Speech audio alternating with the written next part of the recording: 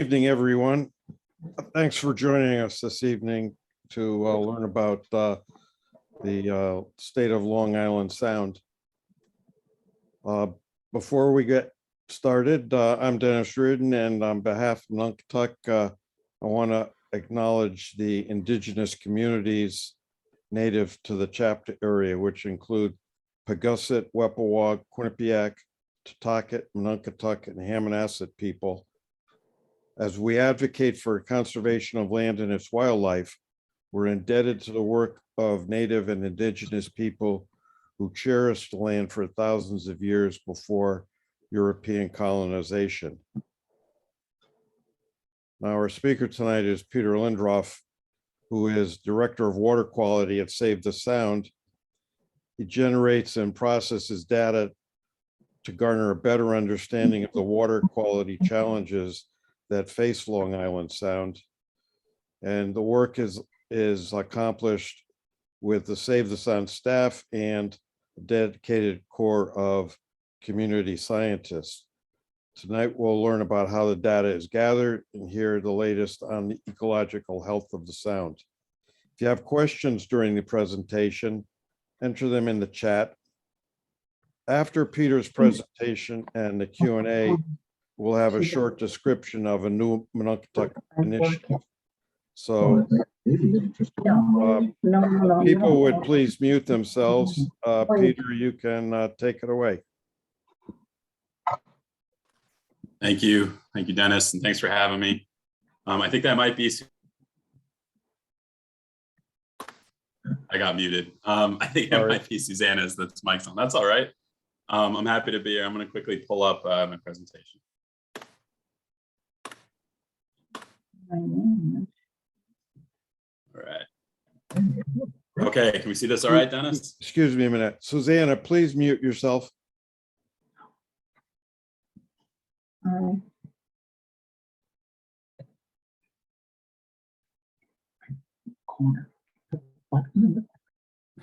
Oh, there you go. Good job. You got it. All right. So thanks for that introduction, Dennis. I'm really happy to be here. My name is Peter Linderoth. As Dennis said, I'm the Director of Water Quality with Save the Sound.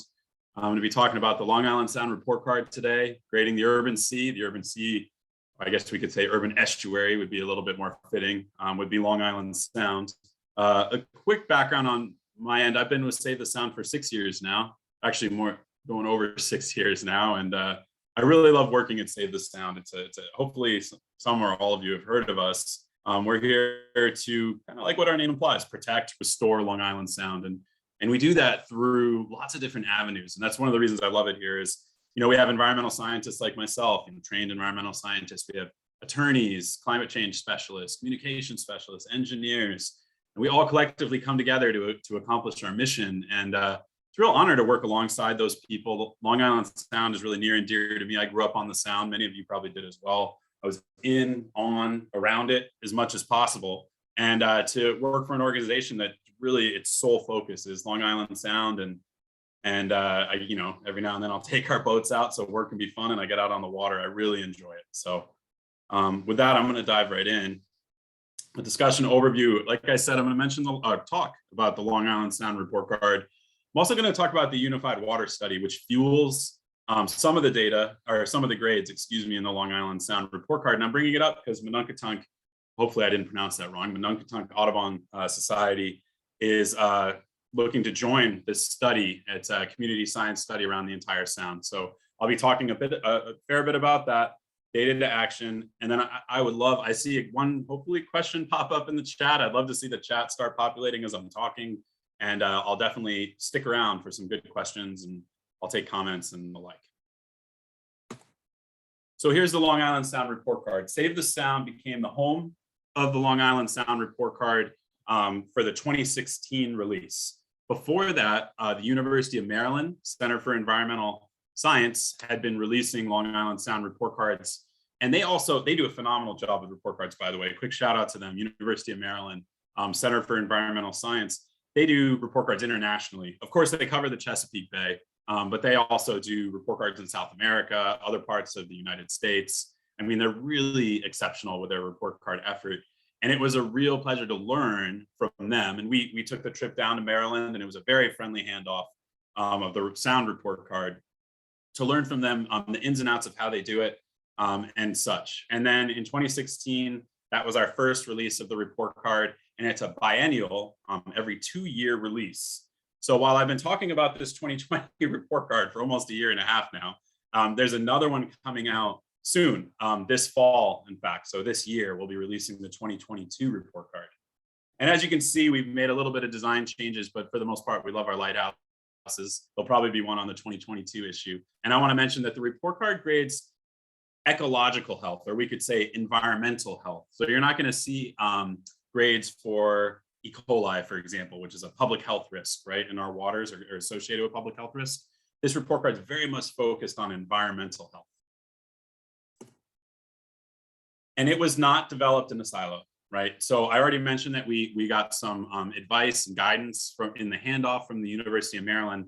And when we adopted the report card in 2016, we also were involved in a process where we formed a technical advisory committee. That's the committee of stakeholders around the sound, from various backgrounds, you know, nonprofits like Save the Sound, regulatory groups like our state regulatory groups in particular, the EPA, New York City representation from their Department of Environmental Protection, and academics, university professors, and the list really goes on. But we formed this committee with the sole purpose of developing, or really in this case, you know, I don't want to say tweaking, but refining, I guess we could say, the grading process that was already in place, and really getting that stakeholder consensus. So important for the report card that we laid out the process in full and details. We had these discussions with our this advisory committee, and collectively discussed how we're going to grade water quality data, or data collected in the waters of Long Island Sound.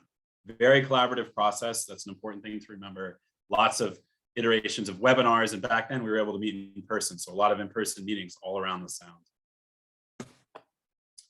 And things that we focused on, I put them in bold here. I'm not going to read each bullet, but values, literature values from research were taken into consideration when we were looking at how we were going to grade these data. Historical data from Long Island Sound was also looked at.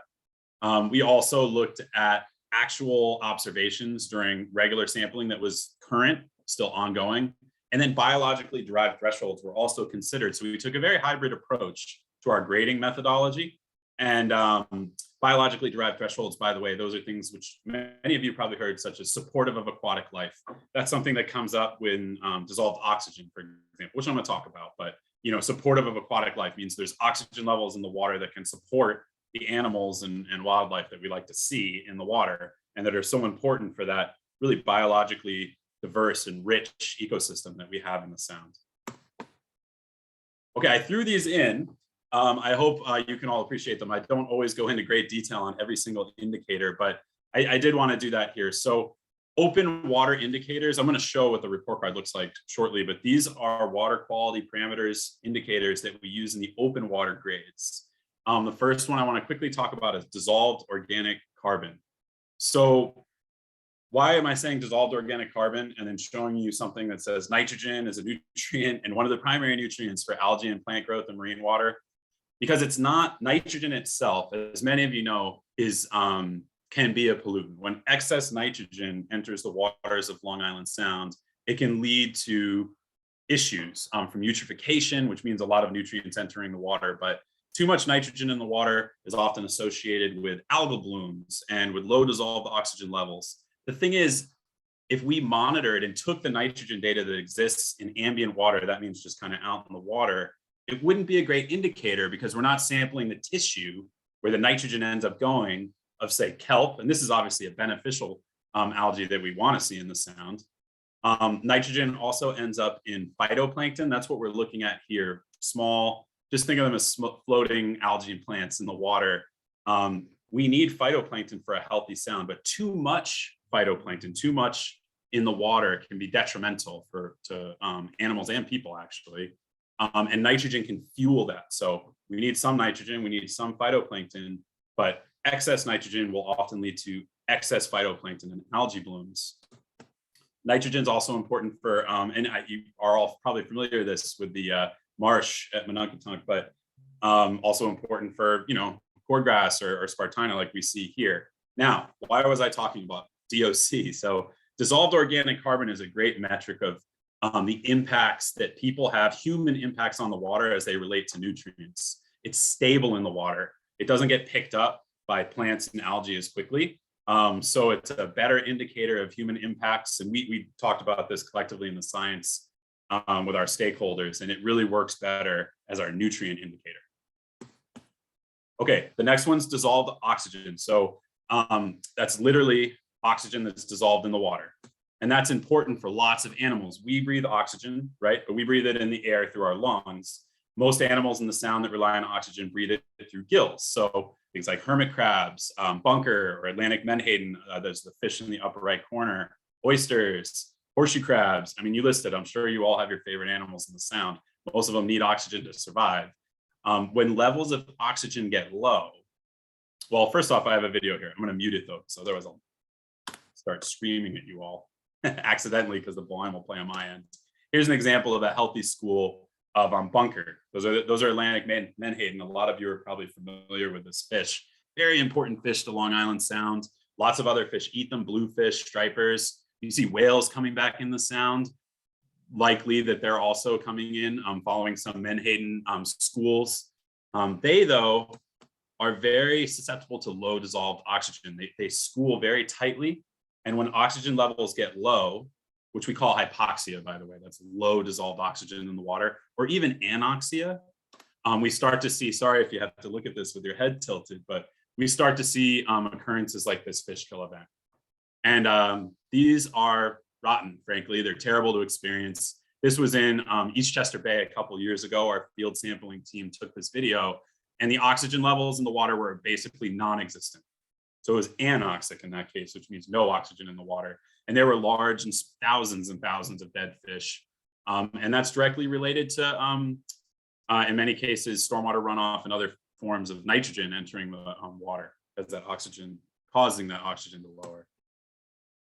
Chlorophyll A is another thing I'm going to talk about. That's a measure of green pigment and phytoplankton.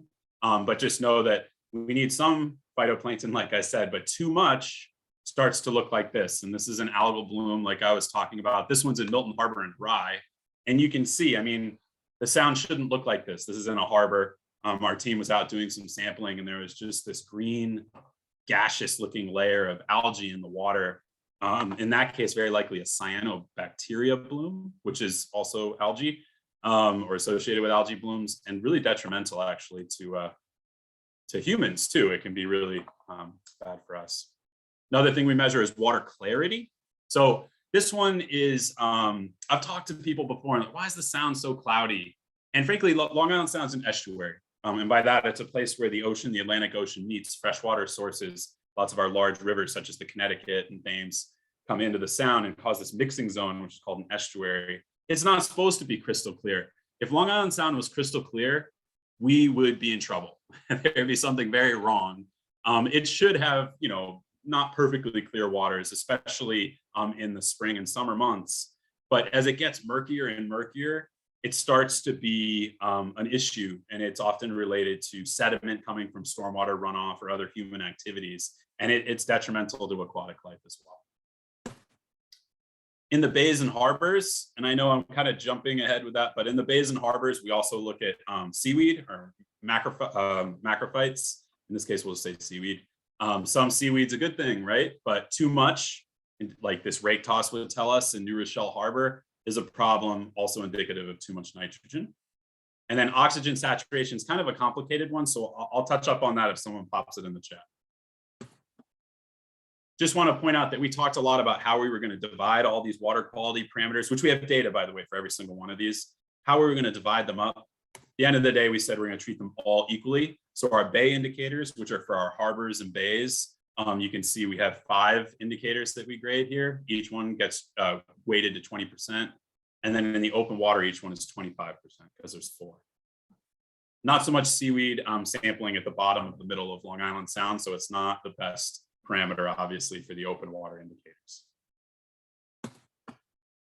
Okay, so here's what the report card looks like. Hopefully you're not all like super hunched over and on the screen. I hope and trust some of you, and many of you have already seen this, but this is the 2020 Long Island Sound report card. It's a 4-fold. You could see we have our cover, we have our take action page. I'd really encourage you, just plug in Long Island Sound report card, go to soundhealthexplorer.org, get in here and take a look. We're not all about doom and gloom at Save the Sound. So we issue grades, some of them are Fs, some are As, that's great, we explain those, but we give people, lay people and municipalities, et cetera, tools and things that they can do to take action to protect and restore water quality. Here's a short list of what we often recommend. We have an executive summary, which I'm not going to read. And then here I am doing what I do best, right? Talking. But no, I'm out on the Bronx River, if you can see, with a group doing some late kind of season training. And it talks about the unified water study in that section of the report card. And I'll be talking about that too. And here we're looking at the inside of that fourfold. Our comms team would love it if this is like every cool kid or scientist has this fourfold posted up on their wall. We certainly do in our office, although we made a rather large one. This is the guts of the report card, obviously. And as you look at this, you can see our open water grades. That's what I was talking about. So open water indicators. Remember, I was talking about these in this orange square. Those fuel these grades for the open waters. Those sampling data, and there's thousands of data points that go into this, are collected by the Connecticut Department of Energy and Environmental Protection, by the Interstate Environmental Commission, and by the New York State Department of Environmental Protection. And so we make data requests to them. They send us their annual data, and then we put it through that methodology that I was talking about to develop these grades, or those procedures to develop these grades. The sound is broken up into these basins or regions, if you want to call them that, but we say basins and narrows. So these are the narrows in New York City. And as you can see, there's a gradient, and this is to be expected. Working our way from Block Island Sound in the Atlantic Ocean east to west, we see our best water quality and then our poorest as we go into the western narrows. There's lots of reasons for that, but I think the obvious that stick out are there's more people. There's frankly more toilets and sinks and a lot more applications of things that can quickly get into the water through on impervious surfaces. Those are like roads and things like that, where stormwater just flushes really quickly to the sound. So a big part of this gradient, at least, is the amount of people. And what fuels these grades in the open sound, there's lots of things that can fuel it, but really it's our wastewater treatment plants.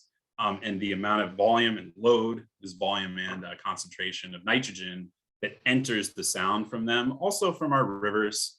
And this is actually encouraging. While there's an F here in this kind of New York City / Westchester waters, these grades have been very stable. We have grades that go back 12 years now. We did kind of a retrospect kind of look. And we see improvements, especially in the central and western basin. We've seen some improvements, and those are very likely based on management strategies that were put in place in the 90s, late 90s and mid 90s. But there's still work to do, as you can see. So just a quick summary of what we're looking at with open grades. So obviously the color relates to a grade. The grades are up here. Hopefully you can see my mouse. Each indicator receives a grade for the open waters. And we also do non-parametric statistical tests on these to show, what's going on. Like the Eastern Basin is very stable. It's had really good grades for a long time. So it's kind of just stable. No improvement, decline, just kind of stable. Eastern Narrows is one that's going up and down. Western Narrows as well. If we start looking by parameter, though, some of the parameters are showing statistical improvements. I want to point out in the Western Narrows, for example, the dissolved organic carbon grade has gone basically from a 0 back in 12 years ago to like a 49. So that's a major improvement, right? It just needs to just get a little bit better to get into that orange D zone. And we're pulling and advocating for improvements in that area still, in that region still, and there's lots of people behind it. And we're hoping 2022 might see the Western Narrows pull into maybe a D. And then that's our first step towards better water quality down in that area. Not as much flushing down here too, of course, where this area flushes with the tides very frequently and with lots of water. Down here, not so much flushing, so that water can get trapped, which is also an issue. All right, so the bay grades are these little circles, and they look a lot, they're easier to read when you're looking at the report right in front of you or you're online. But I really give props to our communications and design team. I think they did a great job. each one of these circles represents a bay or an inlet around the margins of Long Island Sound. And for example, we have a blow up here to kind of show Norwalk Harbor. And in this case, actually there's 3 dots. They represent an outer, a middle, and an inner region.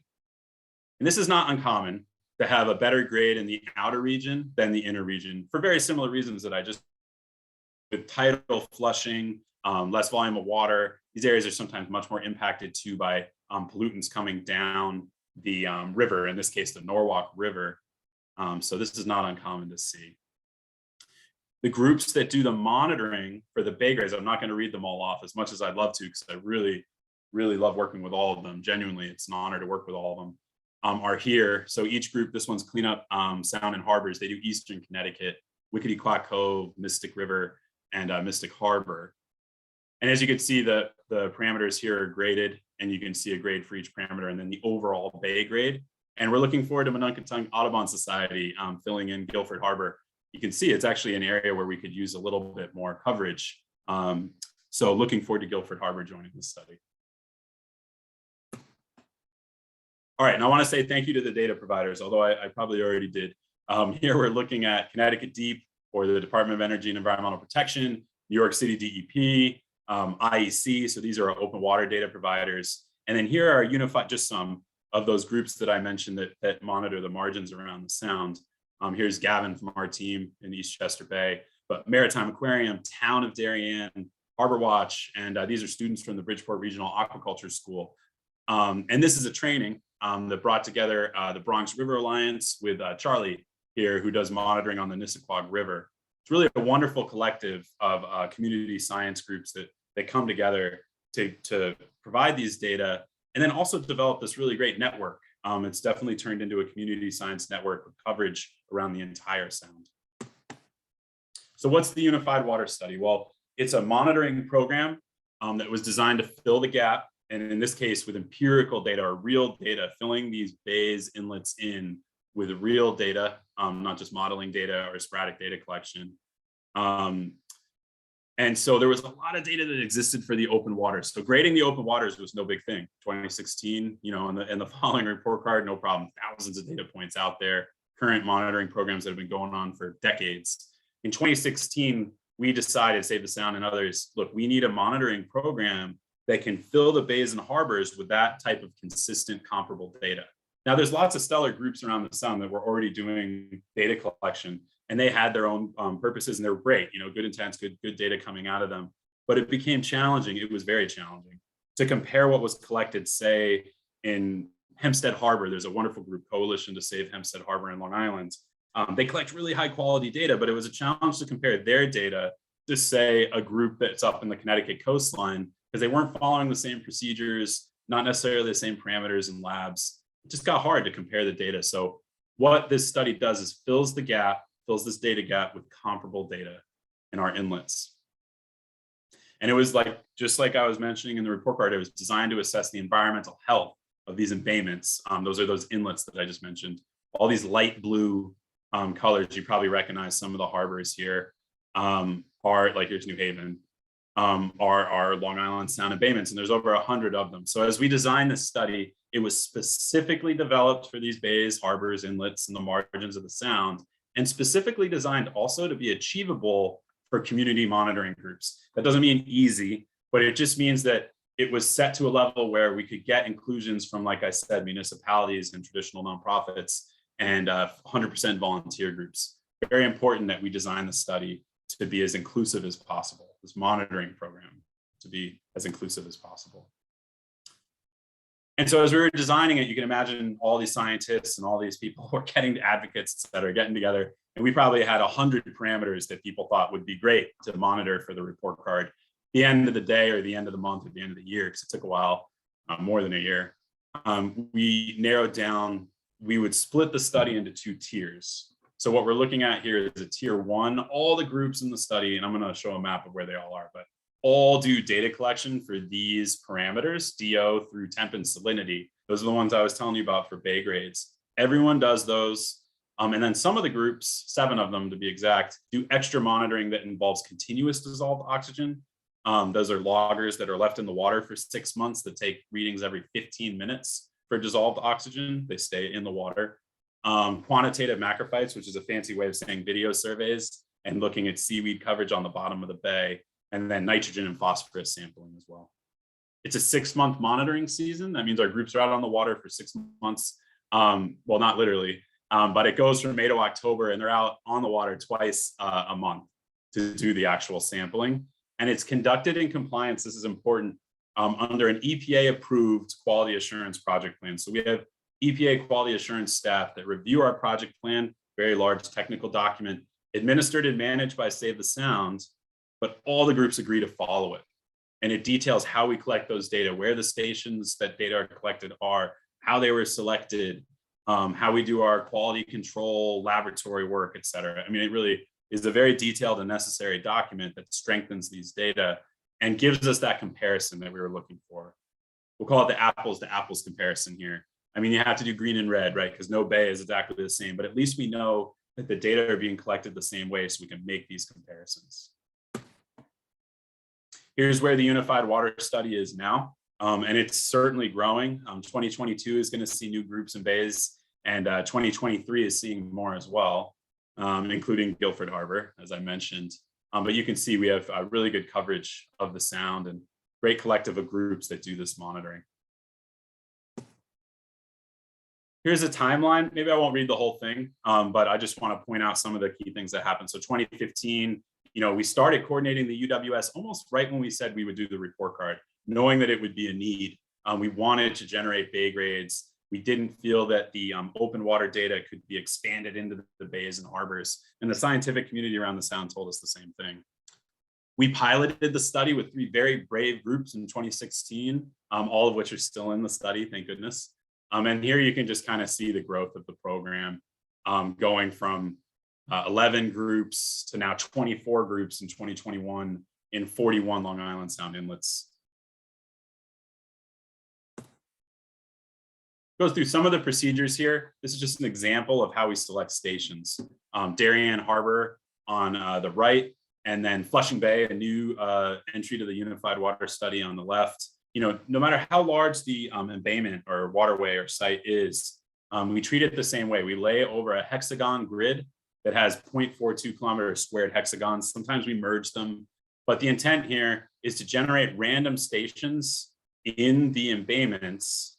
Sometimes we'll add a station to see how similar a couple are, like this little 05 that might not stick around forever. But we generate random stations, and then we go through them with the group. Because the thing about this procedure is, as you all know, harbors aren't just open, deep waters, right? They have their shallow sections. So while the stations are generated randomly, we then go through, like in this case, there would have been 8 stations in here randomly selected. We go through and we go in number from lowest number to highest to find one that works, both for access and safety reasons. And then we generate stations that go into that project plan. So it doesn't matter the size of the embayment, but some things hold true for all embayments. All of them have at least 4 monitoring stations. And if they're broken into regions like this, an outer and an inner in this case, each region needs at least 3 stations. This is going into our annual field and procedures training, also in the quality assurance project plan. I miss our in-person trainings greatly, actually. We would hold 6 of them annually, and not all the groups came. We break it up so we'd have about 6 to 7 groups per training. And then we'd get everyone together and we'd go through hands-on how to calibrate instruments. This is a water quality probe that Kevin from Black Rock Harbor is holding. And we would all go through the calibrations. Those are set procedures where you put set standards in these instruments to make sure they're operating properly. So we go through all the details really of the study. Really important for compliance with that project plan, keeping us all on the same page. Also very much in line with how this is a collective of people working together. So bringing people together from different areas of the sound so they can meet face to face. Obviously with COVID, we haven't been able to do that for going on, I can't believe it, going on 3 years of trainings. We will be using an online module system, which works really well. It does. It's just not quite as much fun as bringing everyone together. So people do that module training, at home or in their office. And then we're here for support all season. We also do field audits. We check in with groups the first 2 months of the season, each group individually, to make sure things are going well with the study and everything's working out.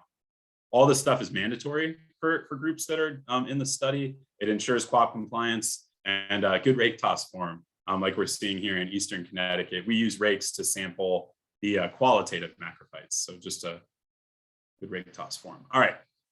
We have an equipment loan program in place. So this study monitoring program doesn't ask all the groups to go purchase their own equipment and then take care of it on their own. Is all the equipment in the study is put into a pool and we take care of it. So we loan the equipment out to groups for 7 months because they monitor for 6, but we give it to them early for training. And that equipment then comes back to us in the winter. So it's with us now and our analysts are going through it and taking care of it and putting it in winter storage. It really helps with taking care of everything, make sure all the equipment is operating properly. It really lowers the expenses of this program because we, by buying things in bulk and by taking care of things in bulk, can actually save a lot of money. It eases the group entry for sure. I remember early on, I used to send spreadsheets out and say, all right, here's what you need to buy, have at it. And it was clear that some groups were fine with that and some really needed some help with the procurement of all that is needed. So now everything lives in our office and then is loaned out to groups. And they're welcome to use this equipment and other monitoring programs that they have as long as they meet the requirements of the Unified Water Study. We've been delivering, I should put 2022 on here too, because it's probably going to happen, unfortunately, again. But 2022, we deliver the equipment. So it used to be that people pick them up, groups pick them up at the trainings. And here you can see I get into this too. My back's still pretty strong. But now we've been driving U-Hauls around the Sound to deliver the equipment in the equipment loan program due to COVID. We have one project laboratory that processes the chlorophyll and nutrient samples, really strengthens data comparison. They have good certification. That's what that ELAP certification is. Also lowers expenses greatly to send all your samples in bulk to one laboratory. And just a couple more things I'm going to bring up, and then hopefully we'll have some time for questions. We have a project template. So groups enter data into a project template. It's a very beefy Excel spreadsheet with macros, if you know what I'm talking about, in it. But all the groups use the same template and data sheets, for that matter, field data sheets for data collection and for data submission.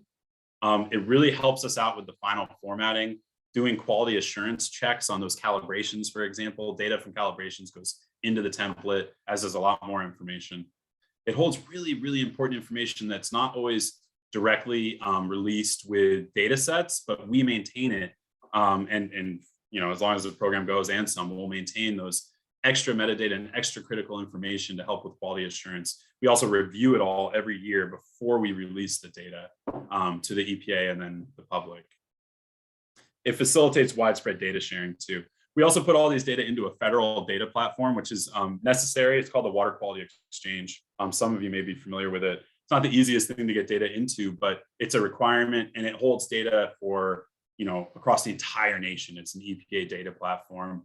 And so we enter over 100,000 rows of data every year. So it's really important that the data that when they're submitted to us, come to us in a way that we can then quickly go through them. Well, not that quickly, but thoroughly and efficiently go through them and then get them into a format where they can get pushed to this data platform. To that point, the template helps us with tidy data. You could look up University of Chicago tidy data. There's a lot more to it than just having your columns be variables and your rows be observations, but that's a very critical. If anyone's out there thinking of developing a monitoring program, keep that one bit of information in mind. Because if you're putting data out in a different way, it's going to be messy and it's going to be very hard, unless you absolutely have to. It's going to be very hard for other groups to pick that data up or those data up and then use them and integrate them into tidy data sets that they probably have on hand.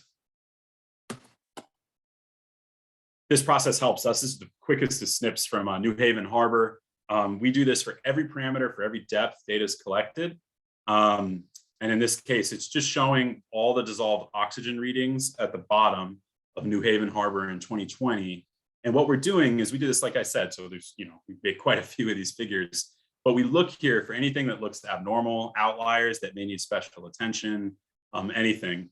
And by reviewing these, we can, and these happen to everybody, be it professional consultants to 100% volunteer groups, there's errors can be made with data. So this helps us look for those and then look to correct them before we release data out to the public. So it's quality assurance figure. And what would all this data be? So it's really important that it goes somewhere, right? So the fact that we developed this program in collaboration with water quality managers, other nonprofits, academics, means that those data get used. They're used as roadmaps to prioritize restoration areas where the water quality is poor, but also areas that need to be protected where the water quality is really good. Public engages the public. The EPA has a nitrogen strategy for cutting more nitrogen to the sound to kind of keep improving Long Island Sound. These data can support that. They go to New York State for their Long Island Nitrogen Action Plan, and then Connecticut for their integrated water quality report, that being a Clean Water Act kind of requirement, assessing water bodies. So these data are used in lots of different ways, including the report card, I think is the short of this. They're also acknowledged and referenced by federal, state and federal senators and Congress people to advocate for more funding for Long Island Sound. Recently, Senators Murphy and Blumenthal referenced the Long Island Sound report card in a letter to the Appropriations Committee to bring more money into the Long Island Sound study to support these types of monitoring programs, but also support implementation projects that could go in place to improve water quality and protect it.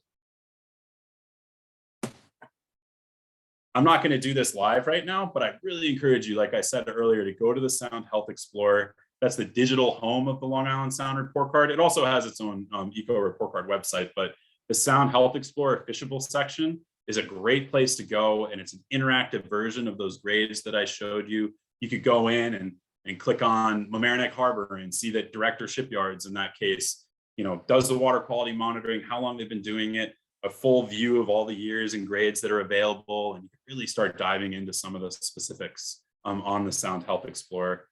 It also has a section that grades all the Long Island Sound beaches, in the swimmable section and the livable section that looks at coastal resiliency and specifically sea level rise projections. It's a great interactive tool. Please take a look. And with that, I'm going to wrap it up. Thank you very much. But I will definitely stick around and answer questions and take any comments that people may have. Thanks, Peter. We do have some questions in the chat. Robert, you want to unmute yourself and ask your questions? Sure, I'm glad to. That was really informative, Peter. I really appreciate it. A couple of questions, and it's my own naivete here. Usually we see pretty strong correlations with harmful algal blooms. In your map, the red to green mapping. Yes. Have we been monitoring the HABs there with those, and are they correlated? Yeah, that's a really for this one then, I suppose, right? So no, actually there's not a fair, like in the North Shore of Island in New York, there's not a lot of harmful algal bloom monitoring. Long Island does have some. Chris Gobler's lab at Stony Brook and DEC Marine Resources do harmful algal bloom monitoring. In Connecticut, it's the Department of Aquaculture. But anyhow, I haven't done a direct to see if they're directly correlated, but if you look at some of their maps and data results, you can see that the areas where some of the areas where we show those red chlorophyll grades also have harmful algal blooms. You have to keep in mind though, these bays and harbors, many of them, unfortunately, where you're seeing those poor grades aren't certified for shellfishing anymore. So they're not necessarily priority areas for harmful algal bloom monitoring, right? So a lot of those Western Sound areas aren't, people don't shellfish. So there's not harmful algal bloom in the harbor itself, not to say there's not in the open waters. I want to add also, Robert, that this collective of samplers will submit harmful algal bloom reports. So if they have their sensor in the water, and I have a feeling you're somewhat familiar with this type of work, if they have their sensor in the water and the chlorophyll A readings are through the roof in concentration, and they're seeing, what looks like a rustite or red, whatever it may be, they'll send it to us and to state regulators so it gets documented. And we are considering, and we will have it. we're going to have a harmful algal bloom semi-quantitative analysis in our new lab, but we're considering kind of layering some of this into the monitoring itself. So outfitting groups with sample bottles and collection procedures to collect samples for harmful algal blooms. That's great to hear. Actually, the majority of my work is benthic work, which is my second question, and that's any kind of benthic correlations. I mean, a lot of the activity and the real health of a bay or an inlet is happening in the sediment. I did a lot of work up in Newark Bay and in the Passaic River, and you know, the water looks great, but the benthos is dead. Yeah, right. So what are we looking at here? Yeah, so I'd love to share the videos that we have. In 13 of the embayments, we have videos of the you know, the bottom of the bay, and you can see in some of them there's dense algal mats, and some of them there's void of life, which is a problem, or just organic kind of detritus, I guess you could call it, right? Which is equally kind of concerning in that muck and high organic matter. We see a lot of that in the combined sewer system receiving waterways and waterways with a lot of stormwater entering. So we see varied levels of health in the benthic community, in the benthos. We don't specifically do sampling though, other than not that it's not valuable, but we do the videos of the bottom. But love to touch base with you later if you wanted to maybe join some of our crews and kind of do some sampling with our teams on the water, or you have people that would like to. We could do some of that this season.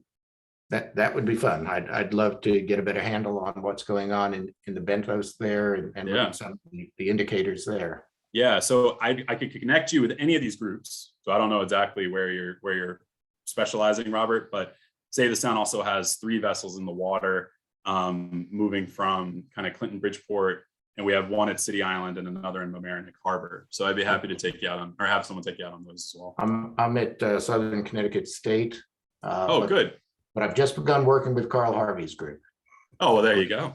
Good. Well, you might be going out with them then to do some of that work when that group gets into the study. Thanks, Robert. Robert is the president of our institute, Peter. Oh, good. Well, it's a pleasure to meet you. Okay, Nicole, you want to unmute yourself and ask your question? Sure. I'm a teacher at high school in Greenwich, and I've done a lot of water quality monitoring work, and I'm wondering if you guys need data for the Mianus River Harbor, Greenwich area. Yeah. I live in Greenwich. I'm doing this from Greenwich right now. So yeah, we'd be really interested. What parameters were you collecting? Well, I've done a lot of it, Various, kind of all over the world, but yeah. I can certainly do any of the ones that you mentioned for sure. Yeah. So Mianus, Coscob Harbor, Mianus River, kind of down below the dam, would be a great water body to consider for inclusion in this monitoring program. So I'd encourage you. This is my email. I'd really encourage you to reach out to me on the site, and we could talk about some of the requirements. We also do, not as part of this, just want to be clear, we also do pathogen indicator monitoring. And one of the sites is at the public marina, Coscob Harbor. So we have a long-standing enterococci data set for that as well. So we could chat a little bit about potentials, and for potential data that we could get in the hands of, I don't know what grade level you teach, but potential data that we could get to your students. Yeah, I teach high school. So I teach high school. I teach at Greenwich Country Day. Oh, excellent. Yeah. Oh, please reach out to me. Yeah, I'd be really happy to kind of touch base on that. And I won't say it the least, but I could definitely point you in the direction of where the data are and some ideas maybe students could get involved. We certainly have at least a half dozen or more high school research students that work with us as part of their school program. So it might be also something we could look into exploring. Yeah, that'd be perfect. And we like have them do a junior thesis. So I was thinking the database work could be good for that, but also collecting data. Yeah. Thank you. Yeah, you're welcome. Anybody else have a question? If so, yeah, hey, can I didn't put anything in the chat.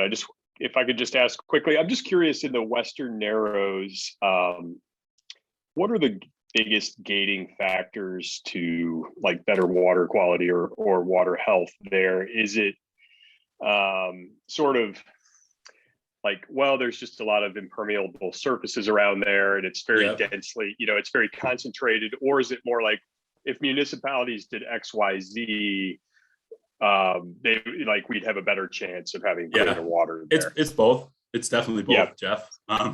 The impervious coverage. If you look at, go to the Sound Health Explorer, we actually have it. I think you already know this, but you can see the actual percentages we'll just call that the narrow section as a whole. You can see like it's a grayscale map. It goes from light gray in the Eastern Sound. As you move west, it just gets dark, dark, dark. And it's almost black around the Western Narrows, of course. And I mean, we all love New York City and the area there. So there's no getting around that. But certainly stormwater inputs are contributing to the water quality in the Narrows, both in the open water, because it's such a tight kind of section of the Sound, but also in those bays and harbors, Bronx River, Flushing Bay, Eastchester Bay, Little Neck Bay. So stormwater, combined sewer overflows from the combined sewer system that exists. I was talking a little bit about that with Robert, but we can see from continuous dissolved oxygen loggers we have in, say, Eastchester Bay, down just about a half meter off the bottom in this upper portion of the bay, which is kind of part of the hutch to the tidal portion of the hutch, very close to multiple CSO outputs. We see flat lines of oxygen for weeks at a time. And that's not driven by primary producers. That's not driven by algae. There's hardly any seaweed or life up there at all. It's driven by excess organic matter in the soil and then microbes just constantly processing that. And that's where that fish kill that I showed you was. So combined sewer overflow systems, stormwater systems, nitrogen from the wastewater treatment plants in that area. And there's a lot of them. They obviously produce much more wastewater discharge, which is permitted, of course, but they're still bringing a lot of nitrogen into the water through the treatment facilities. So that's probably the most challenging portion of the Sound to get good water quality. It's just inherently going to be a challenge. So those are some of the things. And without going on too long, of course, green infrastructure is one solution, reducing stormwater that can enter a system, fertilizer reduction where fertilizer is used in that area, go a long way. And then it's no small thing, but continued investments in wastewater treatment plants to reduce the load of nitrogen that they are discharging also is very important. So that's a more challenging portion in short. And I hope that helped answer the question. Yeah, no, that was great. I appreciate it. Thank you. Yeah. Steve. Hi, Peter. Thanks for the presentation. You're welcome. I was looking at one point at the beach report card that came out, and one of the things that stood out to me is how, like, if you looked at a pretty specific area, you could see like reports next to each other that were very different in color. Yes. And so I was wondering about that. Like, is it real, quote unquote, real that you could have beaches that are so close to each other that would have such different scores? Or is that just like reflecting maybe the variability in measurements depending on when they're taken and stuff like that? Wow. Great question, Stephen. That's like, top. So it's kind of a yes, right? So, it's no given that in the beach report, different than this. So you're seeing those 200 beach grades around the Sounds. That one health department next to another beach that might be in a different municipalities health department are sampling the same day to start with, right? And then that could lead to, I would say, shorter term variances, right? Like, so if you only look at 1 year, for example, or just a few samples and compare. But the great thing about the beach report is it goes back, it goes back again, like 10, 15 years. And to get to your other point, with pathogen indicator bacteria, so E. coli, enterococci associated with sewage, they dilute fairly fast. The bacteria indicator can dilute fairly fast. So say the source is untreated sanitary sewage coming out of a stormwater pipe next to a beach. If you were to look at a beach, a football field down, which, in the case of the beach report might make it look kind of small, how close the dots are, but they're still fairly far apart. It could dilute out at that point and not get picked up at another beach. So you're looking at very hyper-local inputs of potential sewage pollution at those beaches, and that's very real. And that's established in research papers, and you can see how quickly that indicator can dilute as you move away from the source. And that's just the indicator, of course, not the viruses associated with the indicator. And then I wanted to mention also that, but when you move down, if you look at some of the other beaches, while they can get different grades, oftentimes as you move closer and closer into those bays and harbors that have, and beaches that are in harbors where there's a lot of impervious surfaces and other inputs to stormwater, you'll see like a whole bay or harbor in a day just be like off the charts in terms of fecal bacteria, and then it flushes out with the tide. So the short answer is it's real. Yes. Thank you. You're welcome. Thanks, Steve. Julie, you want to come on and ask your question? Sure, wonderful. Thank you so much. I'm just wondering if you could speak to if there are any efforts to regulate fertilizer on properties that are close to or lead into the sound? Yeah, there are some local municipal ordinances, I guess I would go as far to say, in terms of fertilizer application or best practices. You know, but there's a lot of initiatives. I would encourage you to look at our Healthy Yards program. And it's not just with Save the Sound. There's lots of nonprofits that do this in different regions. But if you go to Healthy Yards, a lot of it comes as recommendations, right? Because it becomes somewhat of a property owner decision, and it's hard to manage it at that scale and then enforce it, right? So if we could all collectively say, you know, we're only going to apply fertilizer maybe once a year around whatever it may be, Mother's Day, or maybe it's Mother's Day and Labor Day, or just really reduce the amount of fertilizer we all use, go to organic fertilizer, talk to our, if you have one, I don't, but if you do, you have someone that takes care of your grass, talk to them and say, you know, what kind of fertilizer are you using? Can you use organic? Can you reduce it? Can you leave grass clippings on the grass? Collectively, Julie, that can make a really big difference. But a lot of it is kind of general best management practices, best practices, more than regulations. Right. I live in a condominium association that just has terrible practices, and I don't seem to be able to make any headway. And that's where like a local ordinance, for example, might be helpful. But It would. You could reach out to me separately too. I could send you that information that I was talking about. And I know it can be a challenge. It can be an uphill fight sometimes, but I could send it to you. And I think if you all kind of, I mean, I don't want to just be naive about this, but if you all get together and kind of say, look, this is how we want our green spaces taken care of. We would like more rain gardens, more rain barrels, more this, more that, less impervious coverage and less fertilizer application. I think maybe collectively with one voice, it could work. So if you'd like, my email address has been floating around. You're welcome to contact me and we could talk about that in some more detail. awesome. Thank you so much. You're welcome. Is there anybody else that has a question?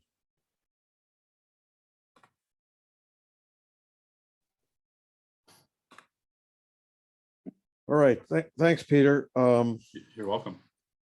Let me share my screen now.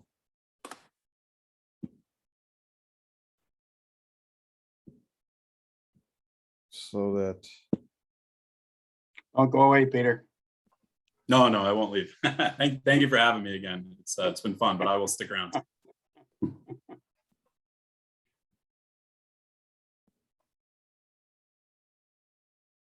so as Peter said, Mononkatuk is undertaking a unified water study in Guilford Harbor.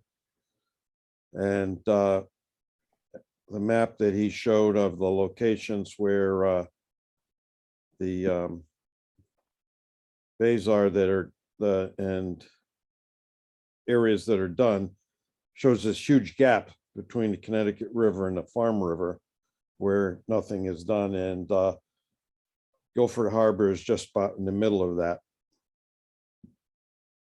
And Mononkatuk has broken off the marsh migration study into a new organization called the East River Watershed Research Institute. And we're looking for volunteers to monitor Guilford Harbor and the East River Marsh. The hexagons that Peter described earlier look sort of like this in Guilford Harbor, and the red dots would be the areas that would be tested. So here's what we need.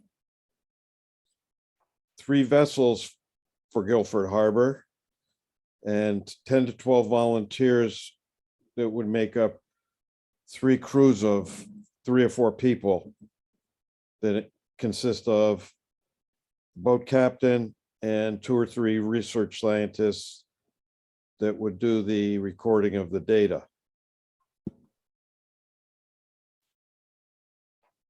There'll be a training session.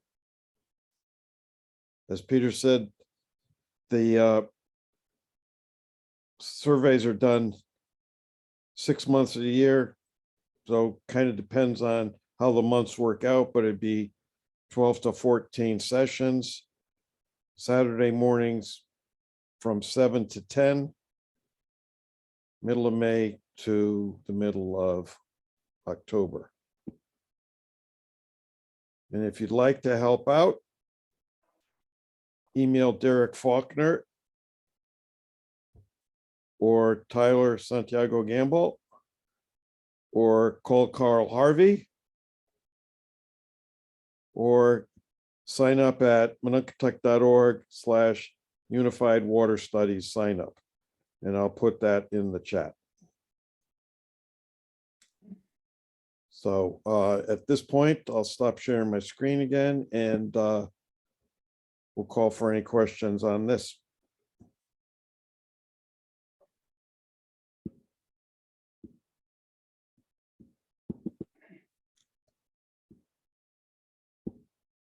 We thank you, Peter. We thank you, Dennis, for doing this great presentation.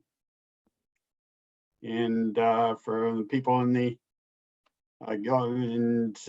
basically our Monunketuk Audubon Society region, which extends all the way from Ammonasset State Park in Madison over to West Haven, and including New Haven and Brantford and East Haven and so forth, who would like to become members of one of these crews, they could get in touch with me or the other 2 gentlemen that were mentioned on the screen.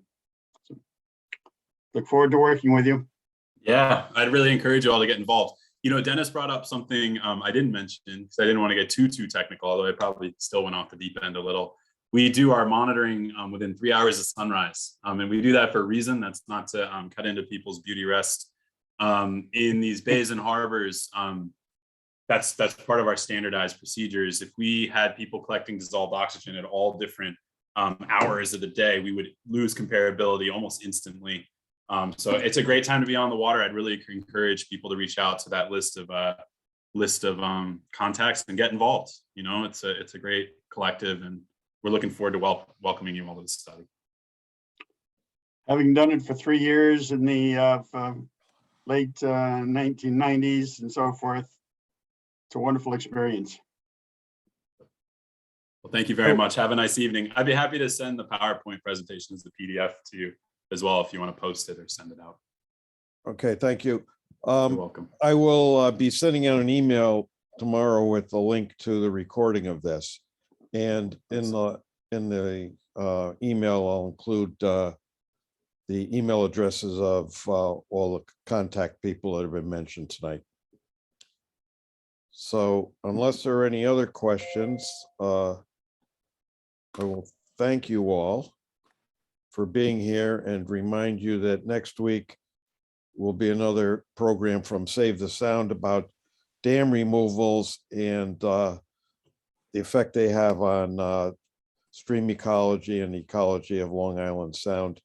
Go to our website to register for the Zoom link.